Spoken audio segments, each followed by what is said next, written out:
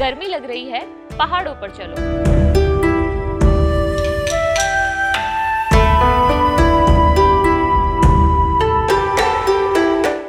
सर्दी लग रही है, पहाड़ों पर चलो। भूख लग रही है, मैगी खाने पहाड़ों पर चलो। अरे रुको जरा, इतना पहाड़ों पर जा रहे हो, कभी सोचा है कि वहां रहने वाले लोगों की क्या हालत हो रही है? हमारे जाने से पहले वहां शांति थी, लेकिन अब सिर्फ ट्रैफिक की आवाजें आती रहती है। आसपास लोग ही लोग दिखते रहते हैं। हर घर होम स्टे बन गया है। वहां की नदियों नहरों का पानी गंदा हो गया है। और तो और, जैसे यहाँ हर तरफ कचरा फैला रहता है, अब वहां भी ऐसा ही होने लगा है।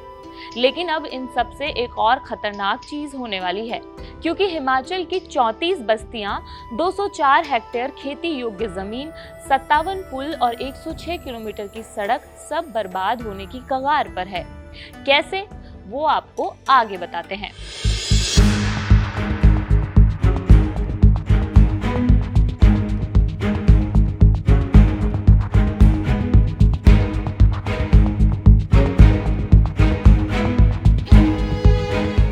अक्टूबर 2020 में अटल टनल खुली थी। ठीक इसी अटल टनल से निकलते ही लाहौल स्पीति का पहला बड़ा पड़ाव है चंद्रा नदी के किनारे बसा सिसु गांव। कुछ साल पहले तक ये गांव अपने शांत पहाड़ी जीवन, खेती और पशुपालन के लिए जाना जाता था, लेकिन अब यहाँ पर्यटकों की भीड़ है। अटल टनल खुलने के बाद से यहाँ पर्यटन व्यवसाय ने रफ्तार पकड़ी हुई है। यहाँ रोजाना लगभग 2000 से गाड़ियाँ टनल सिसु और मनाली की ओर रवाना होती हैं। पीक टूरिस्ट सीजन में ये जो संख्या है बढ़कर 5000 के आसपास भी हो जाती है। नदी किनारे बसी कृत्रिम झील में बोटिंग होती है, युवा जिपलाइन कराते हैं, ऑफ रोड जो है वहाँ पे वाहन दौड़ते हैं और सैकड़ों पर्यटक हर दिन यहाँ रुकते हैं। इसलिए यहाँ अब होम स्टे, रेस्टोरेंट का बिजनेस भी शुरू हो गया है। इस खूबसूरत सिसु गांव पर एक अनदेखा खतरा मंडरा रहा है। यहाँ के लोग बेचैन हो रहे हैं, क्योंकि सिसु गांव से करीब 11 किलोमीटर ऊपर हिमालय की वो जो झील है वो हर साल और बड़ी हो रही है। डाउन टू अर्थ की रिपोर्ट के मुताबिक सिसु गांव के ऊपर बर्फीली चोटियों के बीच 4068 मीटर की ऊंचाई पर घेपांग घट हिमनद झील बनी है, जिसे स्थानीय लोग घेपन झील भी कहते हैं। इस झील में लगातार पानी बढ़ रहा है। झील का बढ़ता पानी और आकार लोगों के लिए एक खतरे की आहट दे रहा है। साइंटिस्ट का मानना है कि अगर ग्लेशियर झील फटने की घटना यानी ग्लेशियल लेक आउटबर्स्ट फ्लड हुई तो सबसे पहला और सबसे बड़ा खतरा सिसु गांव पर होगा। नेशनल रिमोट सेंसिंग सेंटर की रिपोर्ट के मुताबिक झील फटने की स्थिति में है और सबसे ज्यादा खतरा जो है वो सिसु गांव को होगा।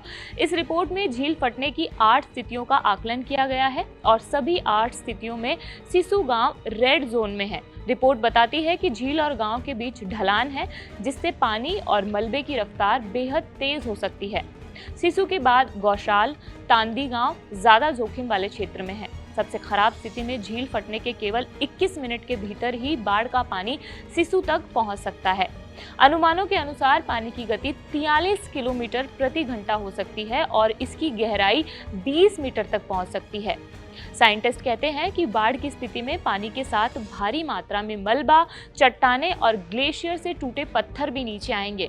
इस संभावित बाढ़ की चपेट में 34 बस्तियां, 204 हेक्टेयर खेती योग्य जमीन, 57 पुल और 106 किलोमीटर सड़क आ सकती है।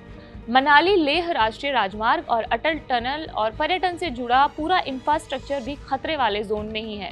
रिपोर्ट के अनुसार इस घटना का प्रभाव सिर्फ हिमाचल तक सीमित नहीं रहेगा, बल्कि चिनाब नदी के जरिए जम्मू कश्मीर तक भी इसका जो प्रभाव है वो देखने को मिल सकता है। NRSC की रिपोर्ट के अनुसार 1989 में घेपन झील का क्षेत्रफल 36.49 हेक्टेयर था। 2022 तक ये बढ़कर 101.30 हेक्टेयर हो गया है, यानी 3 दशकों में झील का आकार लगभग 3 गुना तक बढ़ चुका है। पिछले 30 से 40 सालों में हिमालयी क्षेत्रों का तापमान तेजी से बढ़ रहा है। पहले जहां ज्यादा बर्फबारी होती थी, अब बारिश बढ़ रही है।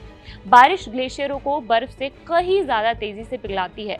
यह एक क्यूमुलेटिव प्रोसेस है, जो एक बार अगर शुरू हो जाए तो लगातार बढ़ता ही जाता है। विशेषज्ञों के अनुसार ग्लेशियर के पिघलने और झील के फैलने की प्रक्रिया एक दूसरे की ओर तेजी से बढ़ रही है। जैसे जैसे झील का पानी बढ़ता है, वह ग्लेशियर के निचले हिस्से को अधिक तेजी से पिघलाता है। इससे बर्फ के बड़े हिस्से टूटकर झील में गिरते हैं और झील का आकार बढ़ता जाता है।